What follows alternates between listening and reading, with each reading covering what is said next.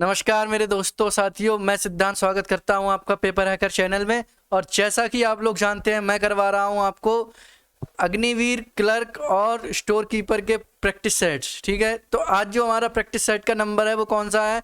वो है हमारा प्रैक्टिस सेट नंबर 11। तो चलिए प्रैक्टिस सेट 11 शुरू करते हैं।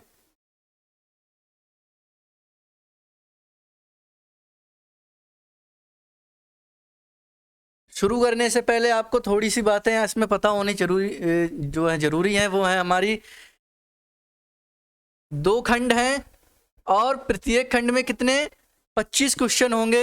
समय आपका 50 मिनट का होगा, यानी कि 50 मिनट में कितने 50 क्वेश्चन करने होंगे। और मैक्सिमम मार्क्स आपके हैं 200, यानी कि एक क्वेश्चन जो है वो आपका 4 नंबर का होगा। खंड 1 में सामान्य ज्ञान, विज्ञान और कंप्यूटर विज्ञान और गणित के 10 प्रश्न, यानी कि 15 क्वेश्चन हमारे जीके जीएस से और 10 क्वेश्चन गणित के। और खंड 2 में सामान्य अंग्रेजी के कितने 25 क्वेश्चन होंगे। ठीक है, सही उत्तर के लिए 4 अंक दिए जाएंगे और गलत उत्तर के लिए 1 अंक काट लिया जाएगा। मतलब 1/4 की क्या है, नेगेटिव मार्किंग है। ठीक है, सभी प्रश्न अनिवार्य हैं।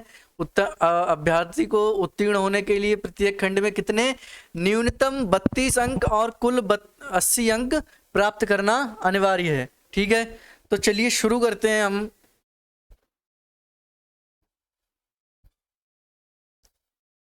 पहला क्वेश्चन है हमारा, लोदी वंश का संस्थापक कौन था? इब्राहिम लोदी, सिकंदर लोदी, बहलोल लोदी या फिर फिरोज लोदी? बताइए जरा।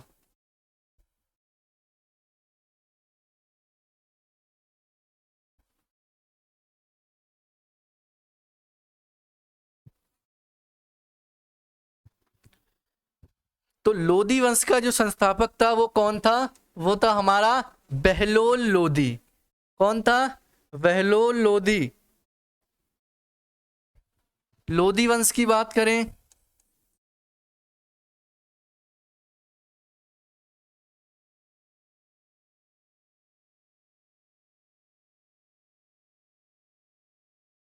इसका संस्थापक कौन था? इसका संस्थापक था हमारा बहलोल लोदी। लोदी वंश कब से कब तक था? 1451 से 86 तक। ठीक है,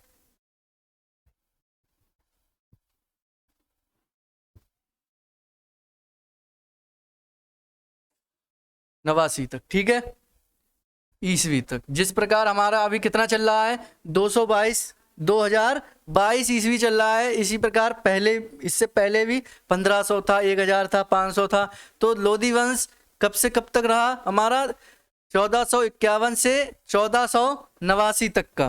ठीक है, लोदी वंश की बात करें तो ये किस काल का? ये हमारा दिल्ली सल्तनत जो काल था, मिडिएबल दिल्ली सल्तनत, ये उस काल से हैं। ठीक है, दिल्ली सल्तनत की बात करें तो ये कब तक था? 1206 से 1526 ईस्वी तक। 1206 से 1526 ईस्वी तक, जिसमें कितने कुल 5 वंश हुए। कितने? 5 वंश हुए। पहला हमारा क्या था? गुलाम वंश।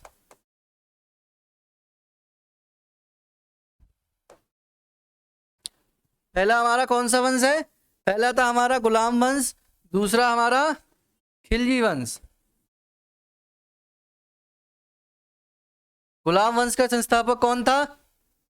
कुतुबुद्दीन ऐबक। और खिलजी वंश का कौन था? जलालुद्दीन फिरोज खिलजी। तीसरा था हमारा तुगलक वंश। इसका संस्थापक कौन था हमारा? गयासुद्दीन तुगलक। चौथा था हमारा कौन सा? सैयद वंश। और इसका संस्थापक कौन था? इसका था हमारा संस्थापक खिज्र खां। और पांचवा जो हमारा वंश था दिल्ली सल्तनत का, वो था हमारा लोदी वंश, जिसकी स्थापना किसने करी थी? बहलोल लोदी ने करी थी।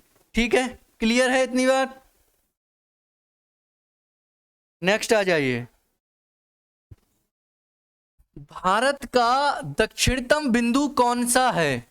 इंदिरा पॉइंट, रामेश्वरम, कोडाई कनाल या कोवलम? बताइए जरा। तो पूरा ही नक्शा मैं बताता हूं आपको, देखिए।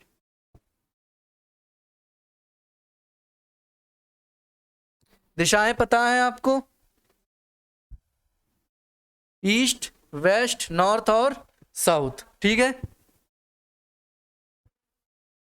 तो सबसे पहले पूर्व में आते हैं, कौन सा हमारा? किविथु।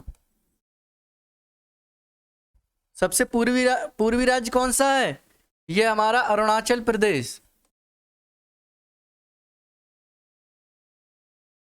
और उसी में एक स्थान है किविथु, जो हमारे भारत का क्या है? पूर्वी बिंदु है। पश्चिमी बिंदु की बात करें तो क्या है ये हमारा? सबसे पश्चिम में क्या है? गुजरात है भारत के, ठीक है। तो क्या है? गौर माता, गुजरात, ठीक। अगर दक्षिण नॉर्थ में बात करें, यानी उत्तर में बात करें, तो ये क्या है हमारा? ये है हमारा इंदिरा कॉल। क्या है? इंदिरा कॉल, जो कहाँ है? जम्मू कश्मीर में, ठीक है। और दक्षिणतम बिंदु की बात करें तो क्या है ये हमारा? दक्षिणतम बिंदु और सबसे दक्षिणतम बिंदु, ये दो चीजें हैं। तो इसमें आपको ऑप्शन भी देख सकते हैं आप। और देखिए, दक्षिण में अगर यहाँ पे देखा जाए, अगर हम तटीय सीमा को छोड़ दें, ठीक है, तो ये तो हो जाएगा हमारा कन्याकुमारी। क्या हो जाएगा? कन्याकुमारी, जो कहाँ है? तमिलनाडु में। लेकिन अगर सबसे दक्षिणतम बिंदु पूछ रहे हैं तो नीचे यहां पर क्या है? इंदिरा पॉइंट। क्या है? इंदिरा पॉइंट, जो कहां पर है हमारा? अंडमान निकोबार में, ठीक है। तो कौन सा वाला ऑप्शन सही हो जाएगा? ऑप्शन नंबर ए, दक्षिणतम बिंदु। इंदिरा पॉइंट दे रखा है इसमें, ठीक है। कन्याकुमारी नहीं दे रखा है, तो हम इंदिरा पॉइंट ही प्रीफर करेंगे।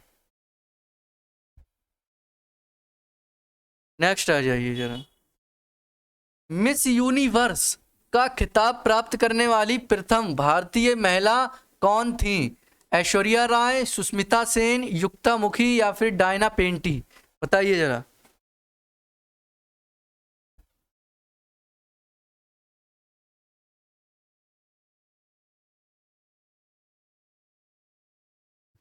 तो ये थी हमारी सुष्मिता सेन। कब मिला था इनको?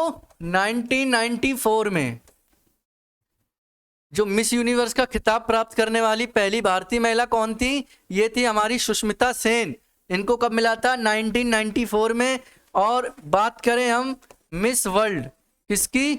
मिस वर्ल्ड, ये भी एक पुरस्कार होता है, ठीक है। तो ये क्या है? ये है 1966 में मिला था पहली बार। किसको? रीता फारिया। किनको मिला था? रीता फारिया, ठीक है। क्लियर है? चलिए। भारत का राष्ट्रीय पशु, ये तो आपको सबको पता है, क्या है? बाघ। क्या है? बाघ। और ज्यादा बात करें तो भारतीय पक्षी क्या है हमारा? मोर है जी, है नहीं? बिल्कुल।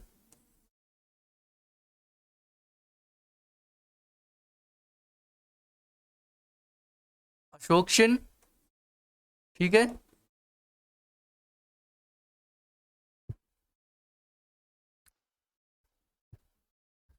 पुष्प की बात करें तो क्या है हमारा? ठीक है। क्लियर है इतना?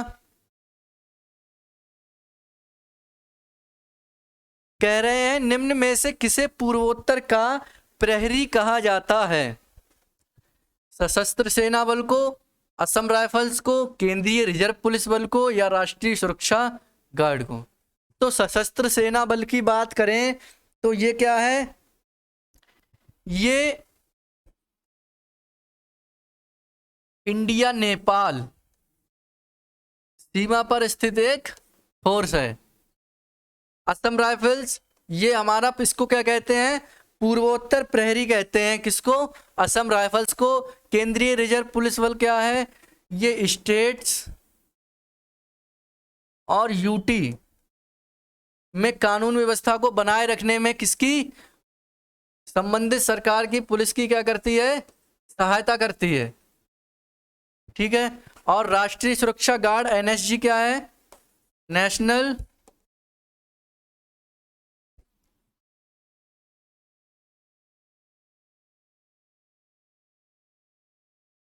Security guard. ये क्या है हमारा? ये रक्षा मंत्रालय के अंतर्गत क्या करती है? कार्यरत है। ठीक है, निरीक्षण करती है उसका। चलिए नेक्स्ट आ जाइए। हुक्का नियम किसे परिभाषित करता है? प्रतिबल को, प्रत्यास्थता गुणांक को, या विकृति को, या फिर प्रत्यास्थता सीमा को? बताइए जरा। तो सबसे पहले हमें हुक्का नियम पता होना चाहिए। क्या होता है ये होता है प्रत्यास्था सीमा के अंदर जो प्रतिबल होता है वो विकृति के कैसा होता है? समानुपाती होता है। ठीक है। तो हुक्का नियम जो वो किसे परिभाषित करता है? ये हमारा प्रत्यास्थता गुणांक को परिभाषित करता है।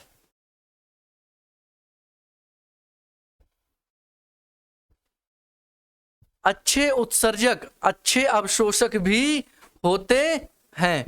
यह कथन किस नियम पर आधारित है? न्यूटन का शीतलन नियम, स्टीफन का विकिरण नियम, किरचॉफ नियम, या जीन का विस्थापन नियम? बताइए जरा। तो ये आधारित है हमारे किरचॉफ के नियम पर। क्या कहता है किरचॉफ का नियम? कि किसी संधि पर, संधि क्या होती है? जहां दो या दो से अधिक धाराएं आकर मिलती हैं, तो किसी संधि पर आने वाली धाराओं का जो योग है वहां से जाने वाली धाराओं के योग के बराबर होता है। ये है हमारा किरचॉफ का नियम। तो ऑप्शन नंबर सी हमारा बिल्कुल सही हो जाएगा। जल का विशुद्ध रूप है? ए भारी जल, बी वर्षा का जल, सी है आपका आश्रित जल, या डी गंगा जल? बताइए जरा।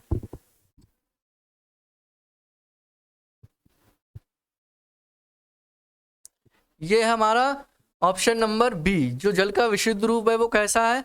कौन सा है यहाँ पे? इसमें से वर्षा का जल जो है वो विशुद्ध रूप होता है।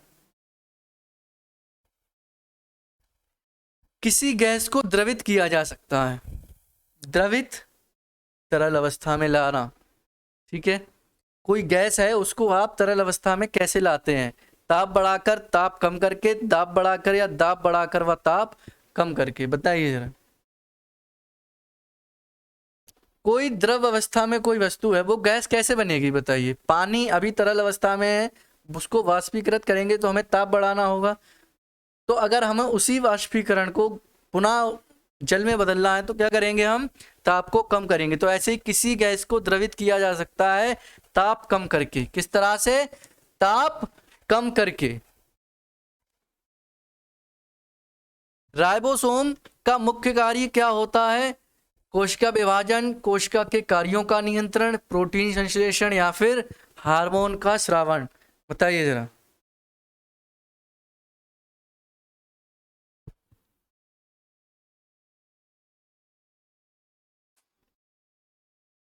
तो राइबोसोम का क्या कार्य होता है? प्रोटीन का संश्लेषण करना हमारा राइबोसोम का मुख्य कार्य होता है। कंप्यूटर हार्डवेयर का उदाहरण है।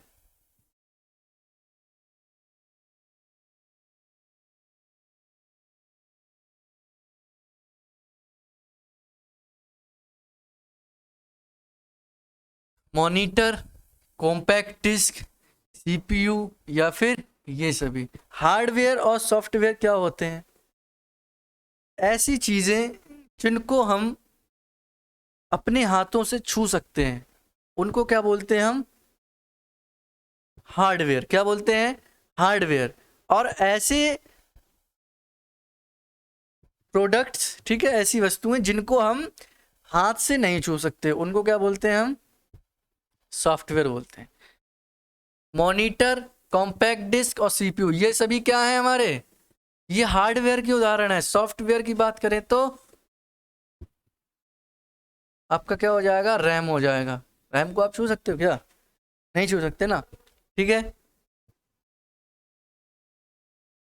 चतुर्थ पीढ़ी का मुख्य अवयव है, पीढ़ी यानी कि जनरेशंस। अभी तक कंप्यूटर की कितनी पीढ़ियां विकसित हो चुकी हैं, पूछा जाएगा 5 पीढ़ियां। कितनी, 5 पीढ़ियां अभी तक विकसित हो चुकी हैं। चतुर्थ पीढ़ी का जो मुख्य अवयव है वो क्या है, एकीकृत परिपथ, ट्रांजिस्टर, बृहद एकीकृत परिपथ या फिर निर्वात नलिका। बताइए जरा क्या है, बृहद एकीकृत परिपथ।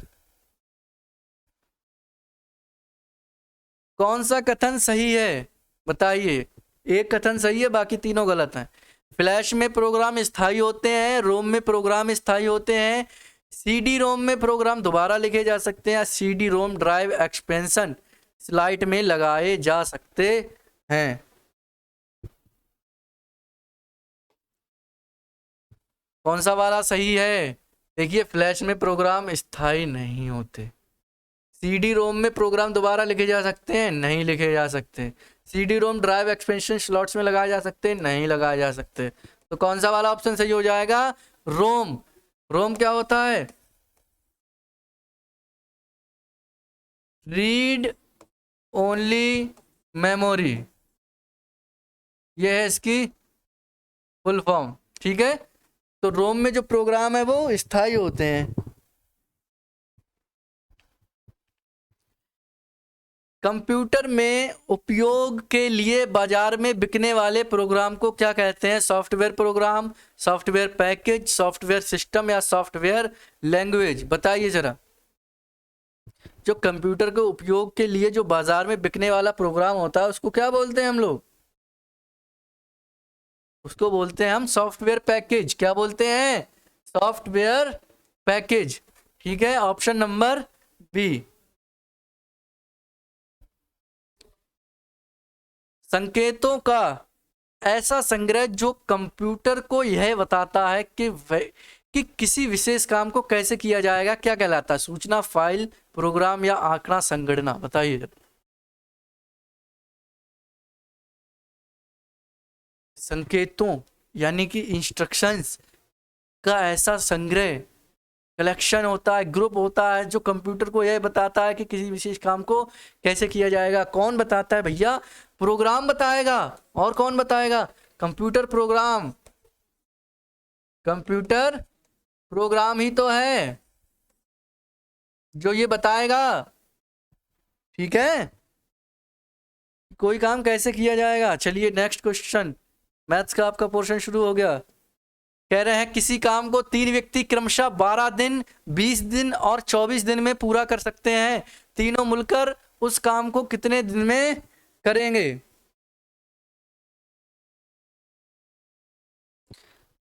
तीन व्यक्ति हैं, 12 दिन में, 20 दिन में और 24 दिन में पूरा करते हैं, कर सकते हैं, ठीक है।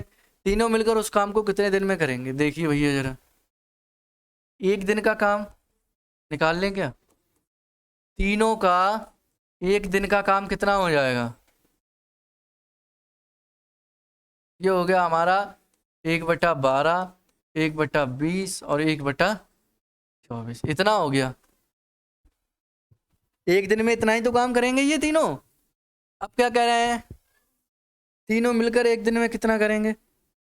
अब क्या करेंगे बताइए, एक दिन में तीनों ये अलग अलग काम कर रहे हैं। अब क्या कह रहे हैं, तीनों मिलकर उस काम को, क्या तीनों मिलकर एक दिन का काम कितना हुआ, तो तीनों का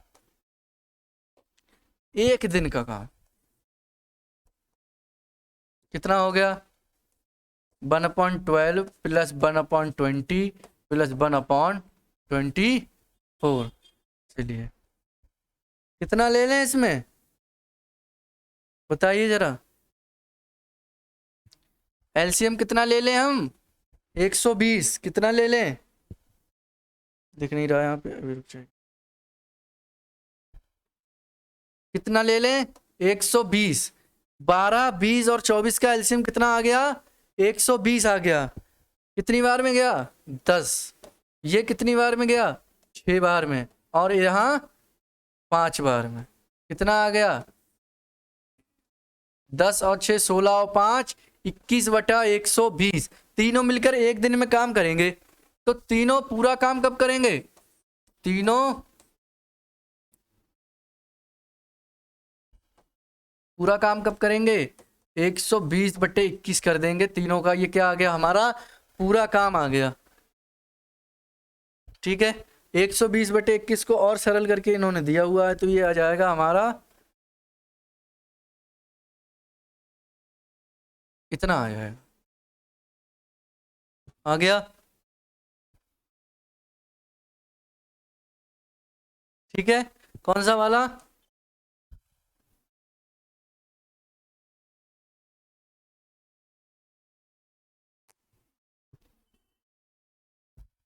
कह रहे हैं दो ट्रेन विपरीत दिशा में गमन करती हैं जिनकी लंबाइयां क्रमशः 100 मीटर और 150 मीटर हैं। यदि वे एक दूसरे को 10 सेकंड में पार कर लेंगी तो उन ट्रेनों की सापेक्ष चाल क्या होगी? चलिए, तो सबसे पहले कुल लंबाई कितनी है भैया ट्रेनों की, ये बताना है। कितनी है? 100 मीटर और 150 मीटर। ये दोनों एक दूसरे के कैसे चल रही हैं? विपरीत चल रही हैं। विपरीत चल रही हैं तो क्या लंबाइयां कैसी जुड़ जाएंगी? क्या हो गया? जुड़ जाएंगी। कितना आ गया? 250 मीटर। कितना आ गया? 250 मीटर। समय दे रखा है कितना? 10 सेकंड। चाल निकाल दीजिए। क्या पूछ रहे हैं? सापेक्ष चाल पूछ रहे हैं ना। सापेक्ष चाल बराबर क्या हो जाएगा? 250/10 यानी कि दूरी बटे समय। कितना आ गया? 25 मीटर प्रति सेकंड। लेकिन क्या मीटर प्रति सेकंड में हमारा ऑप्शन है? बिल्कुल नहीं है। इसमें है किलोमीटर प्रति घंटे में। तो 18/5 से गुणा हो जाएगी। 5 25 और 18 पंजे 90 किलोमीटर प्रति घंटा। जो क्या आ जाएगी? स्पीड चाल आ जाएगी। क्या आ जाएगी? चाल आ जाएगी। कौन सा वाला ऑप्शन सही हो जाएगा? ऑप्शन नंबर बी बिल्कुल सही हो जाएगा हमारा। ठीक है,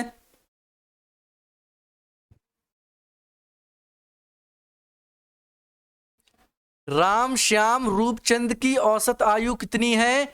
46 वर्ष है। यदि राम और श्याम की आयु का योगफल 104 वर्ष है तो रूपचंद की आयु कितनी है?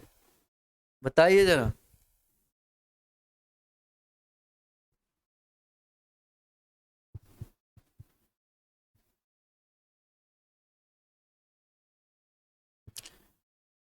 चलिए, ये औसत बराबर क्या होता है हमारा?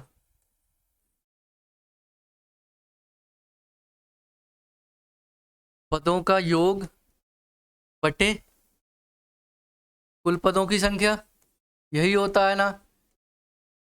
औसत दे रखा है हमें। ठीक है, पदों की संख्या यानी कि कितने लोग हैं? 3 लोग हैं। तो क्या हम योग नहीं निकाल पाएंगे? तो कुल योग कितना आ गया इन तीनों का? कितना आ गया? 46 × 3। 46 क्या है इनका? आयु का औसत है। और 3 लोग हैं, राम श्याम और रूपचंद। तो कितना आ गया? 138 वर्ष। कितना? 138 वर्ष। अब क्या कह रहे हैं? राम और श्याम की आयु का योगफल, यानी कि राम और श्याम की आयु का योगफल कितना है? 104 वर्ष। कुल योग हमें पता चल गया, उनकी आयु का इतना है 138 वर्ष। राम और श्याम की इतनी दे रखी है। क्या रूपचंद की नहीं निकाल पाएंगे हम? बिल्कुल निकाल पाएंगे। रूपचंद की आयु राम और श्याम के आयु के योग को किसमें से, कुल योग में से घटा देंगे तो आ जाएगा हमारा 138 - 104। ठीक है, कितना आ गया? 34 वर्ष। कितना?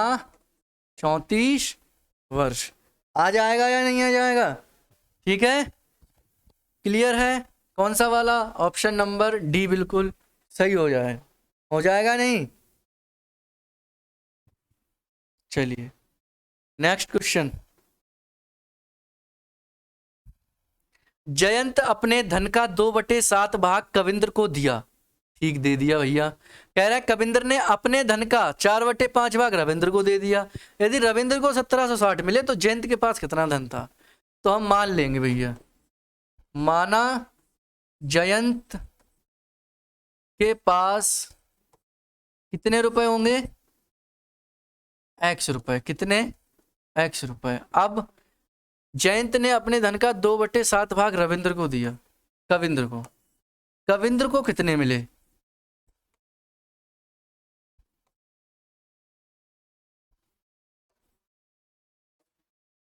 इतने ही मिले भैया। कविंद्र को जयंत के कितने? 2/7 मिले। अब कविंद्र ने अपने धन का 4/5 रविंद्र को दे दिया। अब रविंद्र को कितने मिले?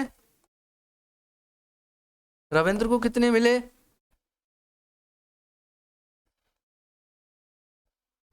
कितना?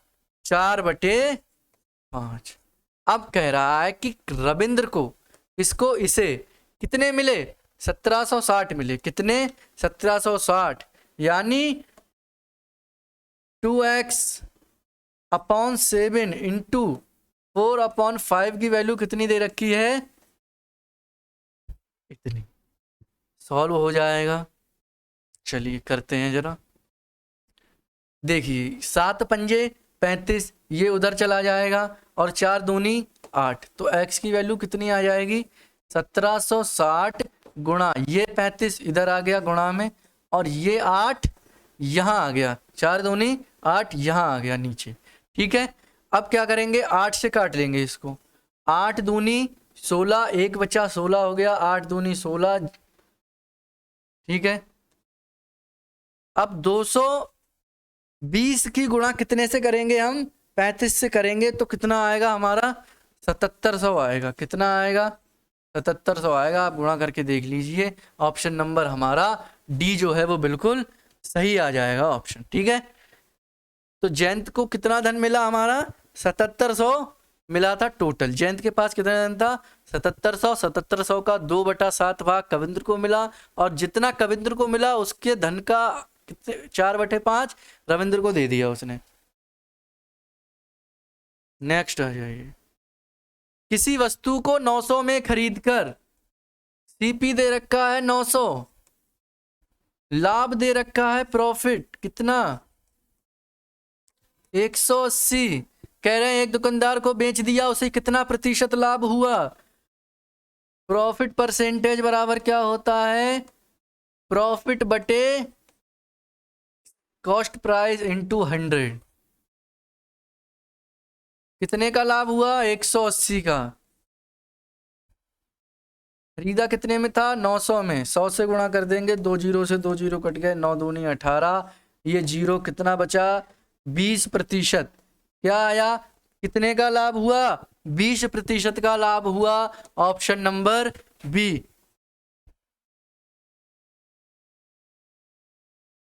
ये देखिए जरा क्वेश्चन। एक छावनी में 250 जवानों के लिए 16 दिन की खाद्य सामग्री है। वह सामग्री कितने जवानों के लिए 20 दिन के लिए पर्याप्त होगी? तो एक तरफ दिन लिख लेंगे और एक तरफ जवान लिख लेंगे। क्या दे रखा है? कह रहे हैं कि 16 दिन की खाद्य सामग्री कितने जवानों के लिए? 250 जवानों के लिए। अब कह रहे हैं कि वह सामग्री कितने जवानों के लिए 20 दिन के लिए पर्याप्त होगी?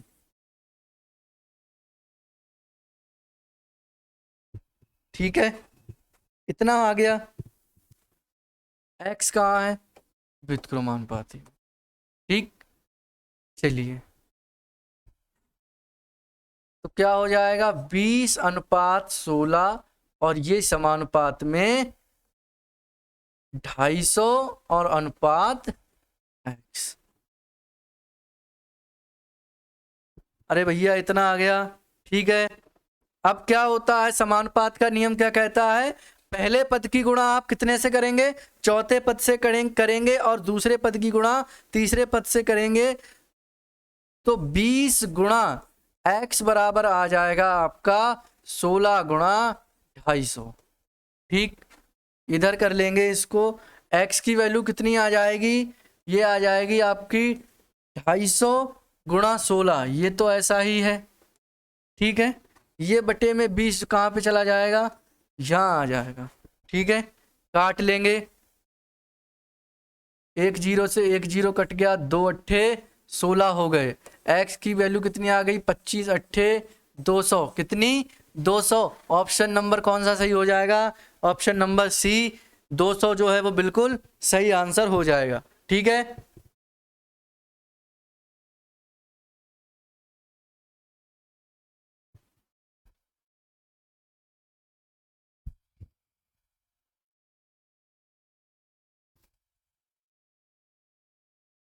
a अनुपात 5 बराबर b अनुपात 7 बराबर c अनुपात 8। तो क्या पूछ रहे हैं, a प्लस बी प्लस सी बटे a की वैल्यू पूछ रहे हैं। चलिए करिए जरा।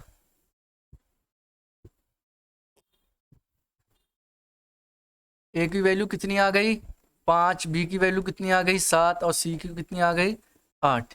ठीक, लगा दीजिए, 5 प्लस 7 प्लस 8 और बटे 5, 7 5 12 और 8 20 बटा 5 और 5 एकम 5 5 चौका 20, कितनी आ गई 4 आ गई। कितनी आ गई 4 आ गई। कौन सा वाला ऑप्शन सही हो जाएगा, ऑप्शन नंबर ए। ये वाला देखिए बहुत ही अच्छा क्वेश्चन है आपका।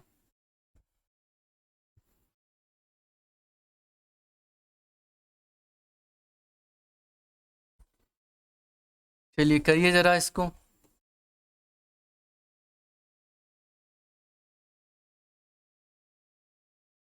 चलिए करिए जरा।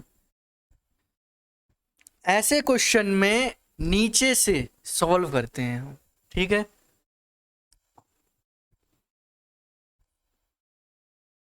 करते हैं जरा।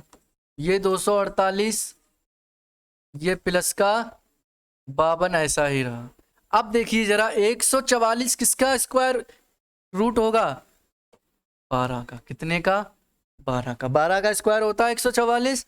ठीक है, चलिए अब फिर से सॉल्व करेंगे। 248 ये आ गया प्लस रूट 52 और 12 जोड़ेंगे तो 2 और 2 4, 5 और 1 6, कितना आ गया 64। किसका होता है ये, 8 का होता है। किसका, 8 का होता है। और ये आ गया 256। कितना आ गया, 248 में 8 जोड़ा 256, और इसकी वैल्यू कितनी होती है 16 होती है। ऑप्शन नंबर सी आपका बिल्कुल सही हो जाएगा, कोई दिक्कत। ठीक है,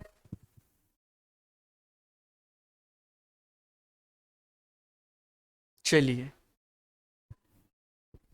क्या कह रहे हैं, एक कमरे के फर्श का जो परिमाप है वो कितना है, 18 मीटर है। कमरे की चारों दीवारों का क्षेत्रफल कितना होगा यदि उसकी ऊंचाई कितनी हो, 3 मीटर हो। तो क्या पूछ रहे हैं, जो पूछ रहे हैं वो लिखेंगे। कमरे की चारों दीवारों का क्षेत्रफल, यही तो पूछ रहे हैं। कितना होगा, फर्श का परिमाप कितना है 18 मीटर है, और उसकी ऊंचाई कितनी है 3 मीटर है। तो दीवारों का क्षेत्रफल क्या होगा, ये हो जाएगा हमारा 2 इंटू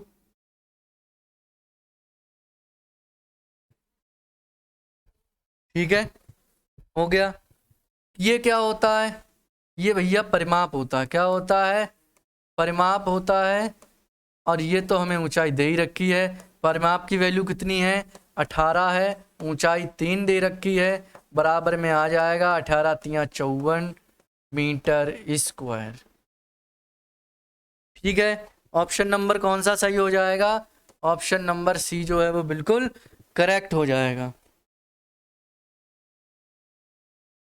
ये तो बहुत ही सरल है, आप कर लेंगे।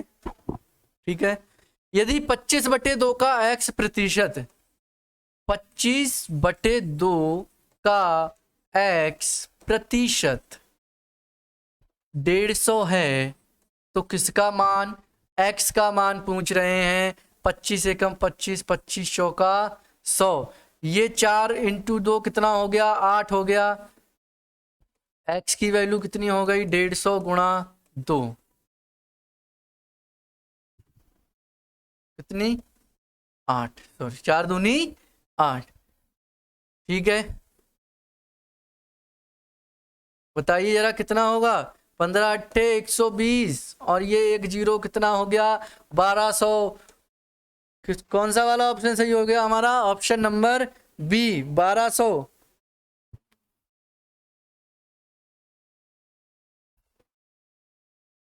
Read the following passage. Next हमारा जो क्या है, इंग्लिश का सेक्शन शुरू हो गया है अब। तो क्वेश्चन को रीड करेंगे जरा, 26 से 30 तक। Read the following passage carefully and answer the question that follow. तो चलिए पहले क्वेश्चन देख लेते हैं।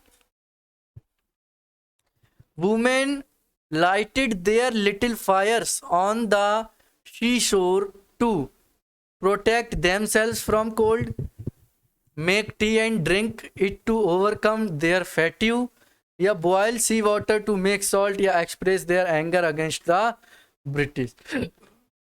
चलिए, although India has a tradition of women warriors participation in the salt सत्याग्रह, नमक आंदोलन, नमक सत्याग्रह जो था, was their first appearance in any modern militant political campaign, and I could hardly suppress my excitement at the enormity of the occasion and my own good fortune to be amongst the first, as I attached my name to the pledge to devote myself to my country, my freedom battle.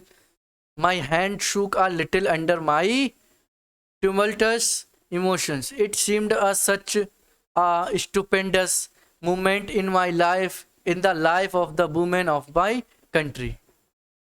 I felt I was tracing not the letters of my name but recording a historic event. There was not much time for the thought. However, the next instant we were filling out, taking the road to sea, marching with quick steps.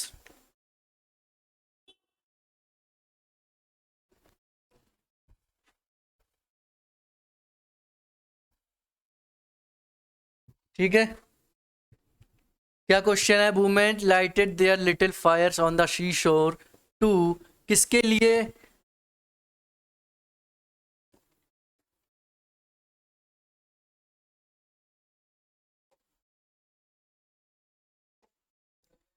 क्या हो जाएगा, boil sea water to make salt.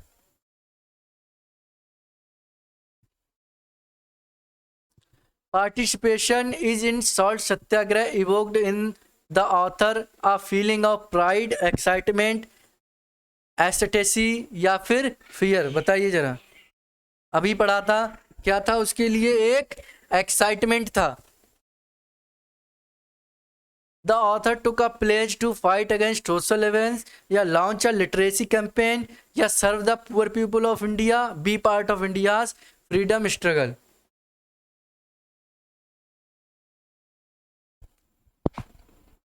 Be part of India's freedom struggle। The warm welcome given to the Satyagrahi showed that the Indian people turned every into a joyful aggression, general resentment against British exploitation of the people, the full support of the people for breaking the salt law, या people's hatred of the British।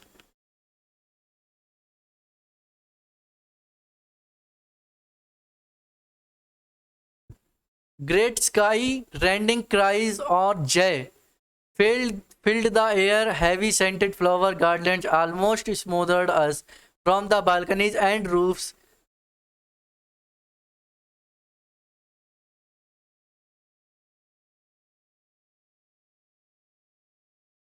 I felt I was tracing not the letters of my name but recording a historic event. There was not much time for thought.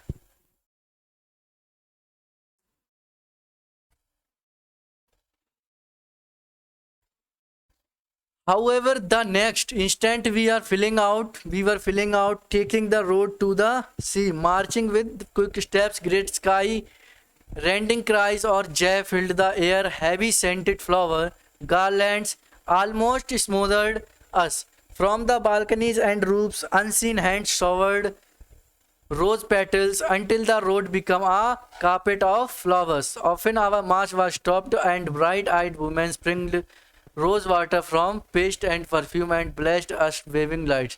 The long narrow strip of sand that borders the city like a white ribbon was transformed this morning into another sea. A sea of human faces that swayed and danced and bobbed about even as did the deep azure waves that rimmed the shore. The city seemed to be disgorged, almost the entire population on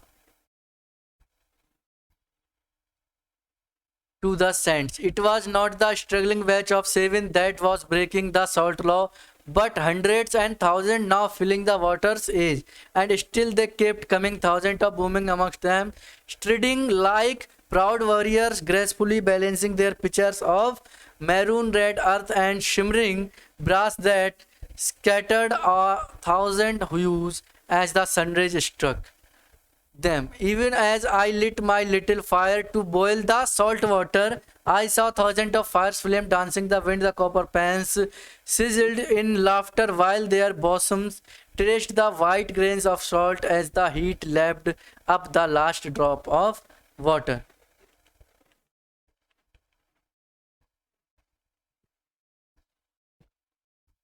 तो क्या दिखाता है? Warm welcome given the satyagraha. ये दिखाता है that the Indian people turn every event into joyful celebration. The full support of the people for breaking the salt law. क्या दिखाता है ये दिखाता है द फुल सपोर्ट, पूरा सपोर्ट ऑफ द पीपल, लोगों के लिए, for breaking the salt law. A sea of human faces that swayed and danced means people dancing while bathing. Human faces resembling a sea of people bathing and frolicking in the sea. A large number of enthusiastic people. बताइए जरा क्या होगा? People bathing and frolicking in the sea.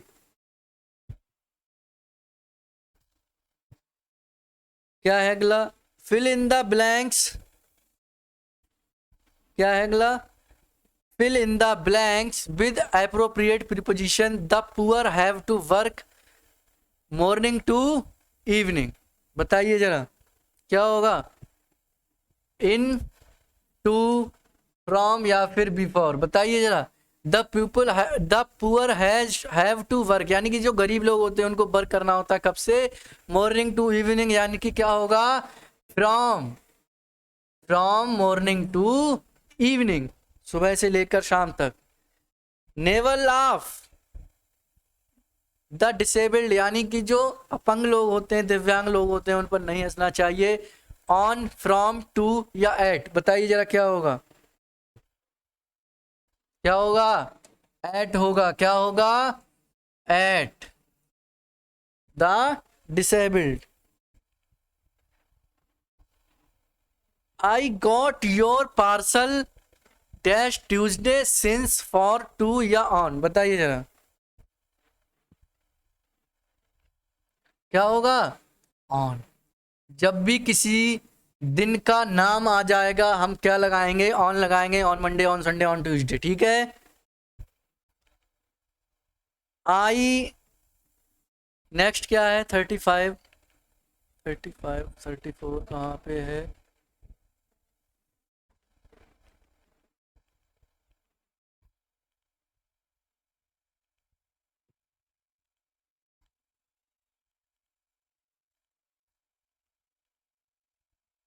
ये है हमारा 33 और ये आ गया हमारा 35. 34 मिसिंग हो गया है शायद. चलिए. I saw him a couple of time since May. No error, यानी कि इसमें हमें स्पॉट दी एरर करना है. I saw him a couple of time since May. बताइए किसमें एरर होगा आपका? इसमें होगा हमारा आई सा नहीं होगा, ये होगा हमारा आई हैव सीन. क्या होगा? I have seen him a couple of time since may. Since देखिए भैया, प्रेजेंट परफेक्ट, ठीक है।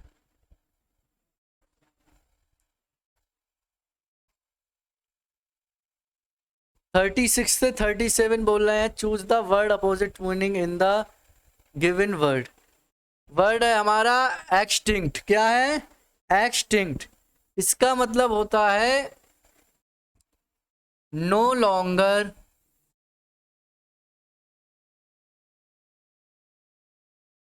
एग्जिस्ट, ठीक, मतलब जो ज्यादा समय तक नहीं रहता हो।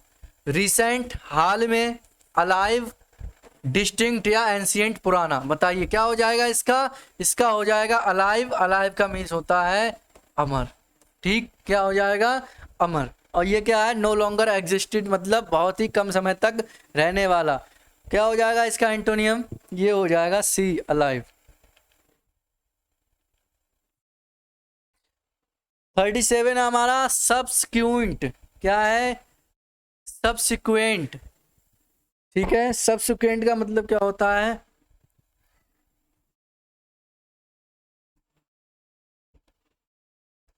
Happening after something. क्या होता है? हैपनिंग आफ्टर समथिंग, मतलब किसी कार्य के बाद कुछ दूसरा होना। इवेंचुअल, सक्सीडिंग, प्रायर या फिर कंपैरेटिव। क्या होगा? प्रायर। इसका क्या मतलब होता है? बिफोर समथिंग, यानी कि किसी की चीज होने से पहले कुछ और होना, पहले होना। और हैपनिंग आफ्टर समथिंग, बाद में होना। 38 to 40 दिया हुआ है। Out of the 4 alternative select one which expresses the same sentence in active passive. बताइए जरा। The shirt can not be Warne by me any longer, ठीक है। बताइए जरा इसका पैसिव क्या होगा?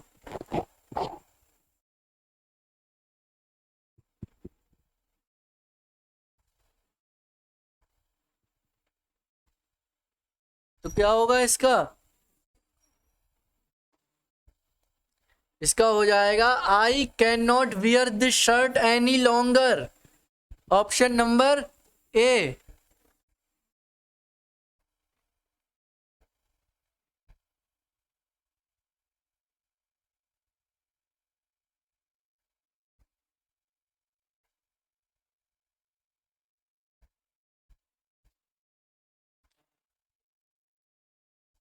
थर्टी नाइन है, ही वॉज ऑब्लिज्ड टू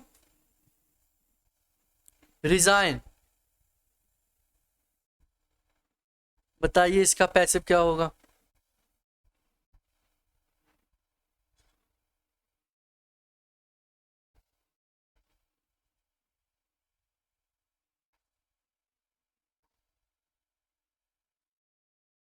बताइए जरा।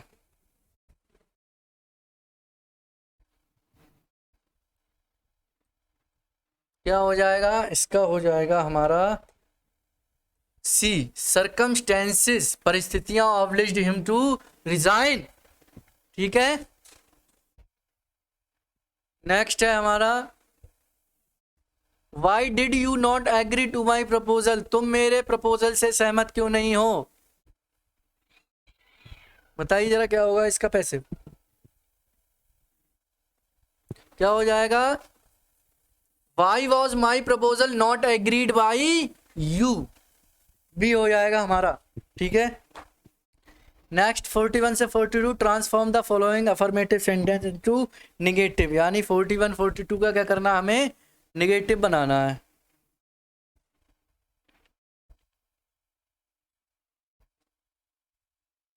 दिस इज इम्पॉसिबल, ये हमारा अफर्मेटिव है, इसका निगेटिव बनाना है। बताइए जरा।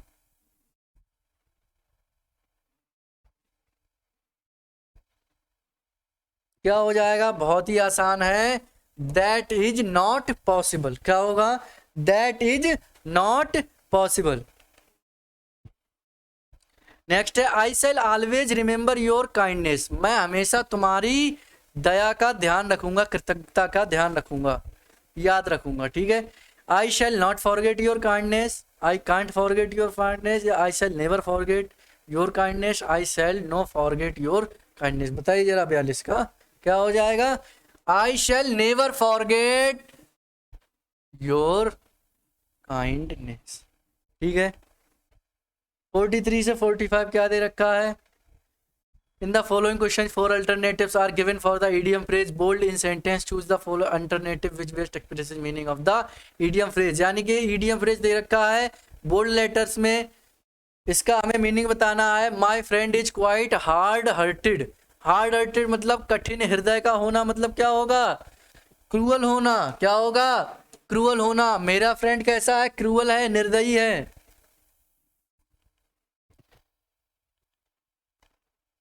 His popularity is on the wane, on the heights, stand still, verge of eruption या gradually declining। On the wane इसका मतलब होता है धीरे धीरे खत्म होना, धीरे धीरे कम होना। तो क्या होगा इसका, option number D, gradually denying. He is in doldrums after the quarrel with his brothers। वह कैसा है, दुखी स्थिति में है, बहुत दुख महसूस कर रहा है, फील कर रहा है, जब से वो किससे लड़ा है, अपने भैया से लड़ा है, भाई से लड़ा है। यानी कि क्या होगा, इन लो स्पिरिट्स, क्या है, इन लो स्पिरिट्स, वह अपने आप को बहुत ही नीचा महसूस कर रहा है, दुख में है, सैड है वो।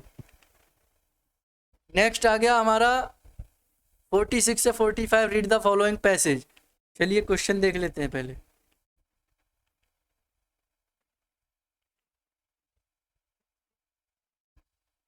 The bearded man was, bearded man कौन था बताइए जरा। Bearded man a hermit, the king's enemy, king's bodyguard, the king's servant. तो पैसेज पढ़ेंगे तब पता चलेगा। चलिए पैसेज पढ़ते हैं जरा। The king turned around and saw a bearded man running towards them. His hands were pressed against his stomach, from which blood was flowing. When he reached the king, he fell fainting to the ground. The king and the hermit removed the man's clothing and found a large wound in his stomach. The king washed and covered it with his handkerchief. At last the bleeding stopped. The man began to feel better. The king brought fresh water and gave it to him. Then the king, with the hermit's help, carried the wounded man into hut and laid him on the bed.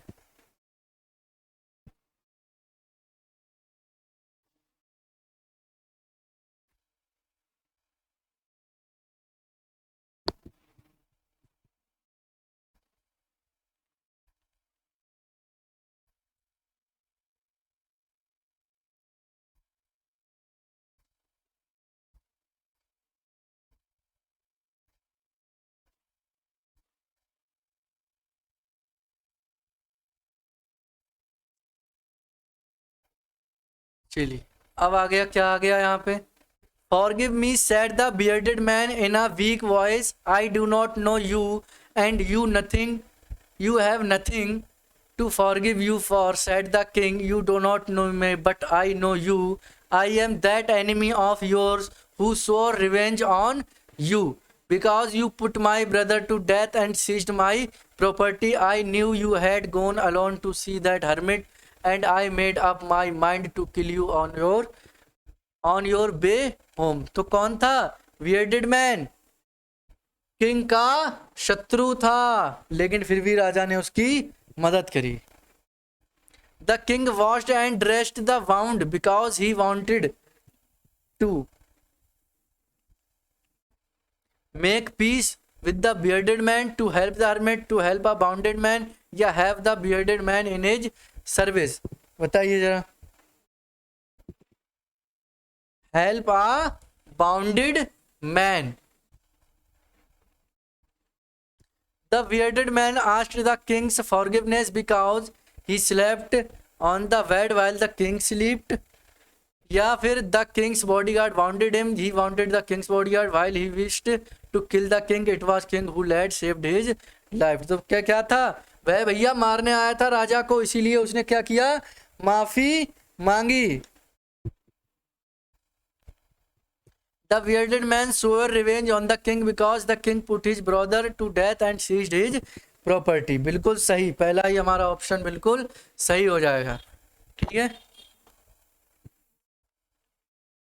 Next है the king was very glad because he had a peaceful sleep through the night, he had borne all an old enemy over as a friend, the hermit had helped him, या फिर he had helped a bounded man। तो क्या हो जाएगा, he had won an old enemy over as a friend, यानी कि उसने एक शत्रु को जीत लिया, कैसे, मित्र के रूप में उसकी सहायता करके। ऑप्शन नंबर बी जो है हमारा बिल्कुल सही हो जाएगा। ठीक है, तो आशा करता हूँ आपको ये प्रैक्टिस सेट बहुत ही ज़्यादा पसंद आया है। पसंद ये वीडियो आई है तो इस वीडियो को लाइक ज़रूर करें, चैनल को सब्सक्राइब करना ना भूलें, और जितना हो सके अपने दोस्तों साथियों तक इस वीडियो को पहुँचाएँ। जुड़े रहिए हमारे साथ, मिलते हैं नेक्स्ट क्लास में नेक्स्ट प्रैक्टिस सेट के साथ। ठीक है, तब तक के लिए धन्यवाद। ठीक है, अपना ख्याल रखें, थैंक यू।